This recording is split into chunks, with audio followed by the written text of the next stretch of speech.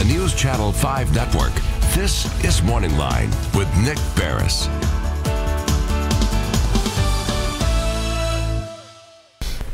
Good morning, everyone. Thanks for joining us on Morning Line. Nick Beres here with you. We've got a good show on tap this Wednesday. We're going to be talking politics with our guest, specifically some of the developments that have just happened overnight and what's happening within the Republican and Democrat parties and some of these key challenging races.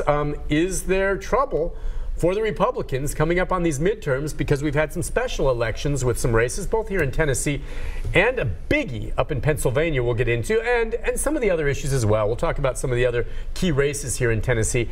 You're welcome to join in the conversation. Give us your take, if you're taking the temperature of what the voters thinking right now. 737-7587 is the number, and we're going to be talking about it. Political science professor, all around good egg from MTSU, John Weil. Professor, good to have you. Good to be here. Before we get into all the politics, yes, let's talk basketball. Blue Raider basketball. All right, look, I'm with you. The Blue Raiders, they blew it when they lost in the tournament, and I mean in their conference tournament, and that cost them. But I know they are one of the top teams in the country and should have been in the tournament ahead of some team like Oklahoma. Agreed. And they proved it last night. 91-64, blowing away Vermont. Yep. And so what I take from that is certainly they were let down, right? Not getting into the big dance. Don't give up. This team's well coached, and they don't. Oh well, if we're not in the tournament, we're not going to try. No. They went out and they blasted a good and there was team. Pretty good crowd there last night. Good crowd. Yeah. Is that good? That was here? Yes. That's right. That's what I thought. Now, and next one, I think we have to go up to Louisville. So yeah, did Louisville we can win? do it. Did they pull it off last night? Yeah, but you can go up and beat Louisville. Oh, of course we can.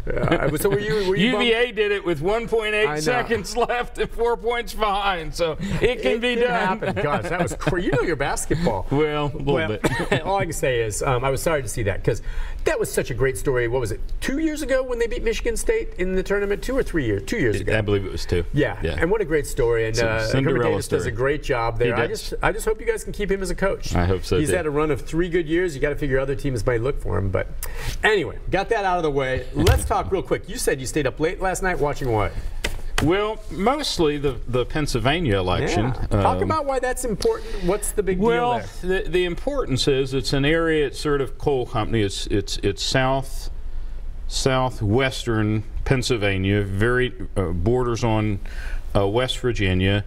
Trump had won that area, carried it by about 20 points. Romney, the election before, he carried it by about 16 points.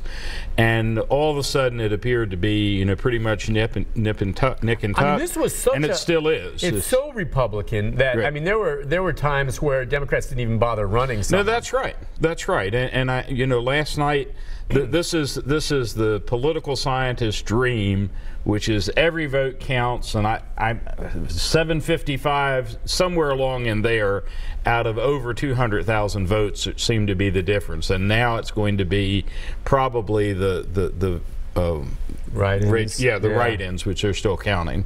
Yeah, and I heard initially I thought the write-ins might help. The Republican is Rick Saccone, and the Democrat's Connor Lamb. And Connor Lamb took a big early lead, and then it closed. And at one point, Trump actually went up there to campaign for. Oh no, but I mean during last night when they were counting the ballots. Oh yes. Trump went up twice. His son went up. I mean, they spent. Here's the thing: $10 million. Even if somehow the Republicans do find a way to, and Connor Lamb's already claiming victory, but the Republican is not conceded yet. Even if the Republican somehow does win this still, the mere fact that it's this close in what has been traditionally a stronghold. This isn't one of those wishy-washy, well, the Republicans kind of had it, but it can go either way.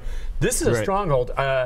It's still going to be a victory for the Democrats, but to finally win a seat outright is an even bigger deal, don't you think, for the Democrats? Well, I mean, it somewhat mirrors what happened in Alabama in the Senate race. Yeah, but that candidate was such a total idiot. You had a very flawed candidate. You did. I mean, I don't think Saccone's anything like. No, I don't either. That candidate. Well, you're right, though. It does mirror it, but that candidate down there was just god awful. Yeah. Well, I'm sorry. I'm sorry. Just call it like it is. That guy. Now, what's he doing? He's putting out money, trying to raise money to pay for his legal defense. Yes. I mean, that's just awful. Now, we should mention in Murraysboro there was an election last night that went, I guess you'd say, in Trump's favor, and Shane Reeves almost 2-1 over the Democrat. Yep. So, they used to say all politics is local. and we've almost reversed it. It's almost like now every time there's a local election, we do what the British did with their by-elections. You know, we try to read the tea leaves. You know, of course, in Britain, it's whoever gets the majority in Parliament, and you can actually unseat a prime minister through these by-elections. Here, you can't do that. But these, you know, these are the best tea leaves we probably have in regard to what's going to happen in November, you know, in the House and Senate elections. So I think you're right. And I'm trying to read into what this means up in Pennsylvania if the Democrats hold there. And I was reading some of the headlines this morning where they were saying, okay, I mean, you know, Donald Trump has a very strong still core of support, but they were saying it's the suburban areas.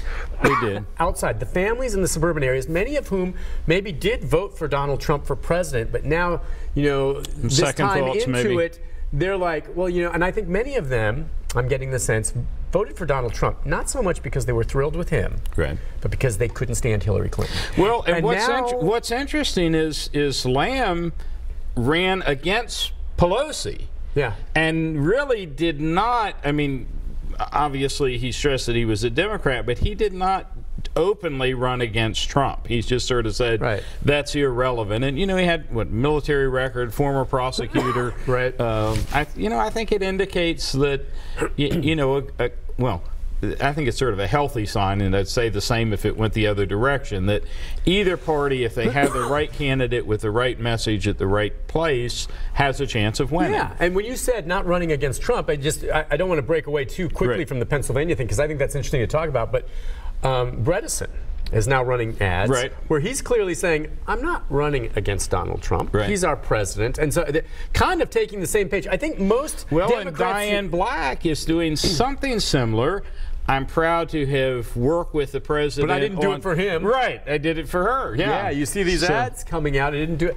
Yeah, and so it seems to me like, you know, with Donald Trump and his supporters, if you want to run as a Democrat in some of these Republican strongholds, you've got to be moderate. Okay, obviously no one who's a Pelosi-type Democrat is going to have any shot.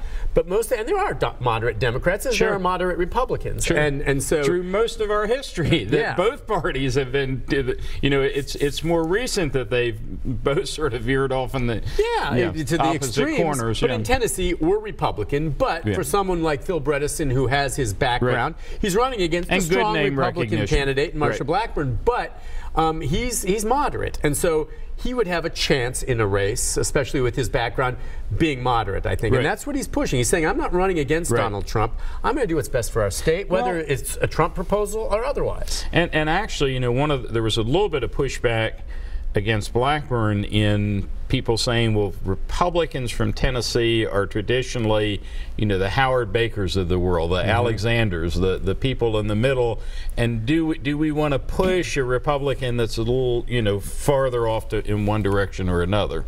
So we'll see. Well, that's right. And I don't know if what do you think the candidates in Tennessee are thinking, especially Democrat candidates, seeing after last night in Pennsylvania? What are they thinking? Can there be any translation? Well, I mean, Tennessee's a different place. I think one thing that both parties are learning is you have to contest every seat. You know, there's so many House districts that basically, you know, go uncontested. Yeah. And you do need to pay attention. You know, you don't always just need to reward the person who's been most faithful to the party. There may be somebody up and coming with, you know, with a little bit more energy, a little bit different approach. Military record helps, these kind of things, you know, that can make some headway. Yeah, and I think I was reading where Lamb raised almost 3 times as much money as Saccone in Pennsylvania. I mean, well, Saccone had a lot of Republican money. I mean, the National Committee spent about $10 million. Well, didn't both committees really pour it in and then separate fundraising? They did, but that's true. Saccone was not a particularly effective fundraiser at all. Yeah, I saw some of the things he said in that last days, or yesterday or whatever. He really went off about some of the things on the Democrats that came out. Right. He was getting desperate there, you know. And well, we'll see how things work out. That's still not a closed race, then, is it yet? Not to my knowledge. I don't know what triggers a recount, but it's hard to imagine. But it's kind of interesting. Yeah, 200 almost a million votes. Or how many votes? I think it's about 200,000. Oh, it's only 200. Yeah, out of 200,000 votes, they're still separated by less than 1,000. Yeah. Wow. Yeah. All right. Let's take a break on that note. Phone line's open, 737-7587. We can talk about that. We can talk about some of the other things happening as well at the national level. North Korea, the discussions there, of course, what happened to Tillerson, the Secretary of State. And, guns in schools. Today's going to be the big walkout around the country in schools. And the question, the president pushing arming teachers. We can get into some of that and whether that's going to be something that's more of a campaign issue. Let's not forget that. Yeah, he saw me. He walked in and we had a big pie. Now, we have some in the Honors College, too. So. All right. We'll take a break. We'll be back with your phone calls and more of our conversation with Professor Weil right after this. What happened when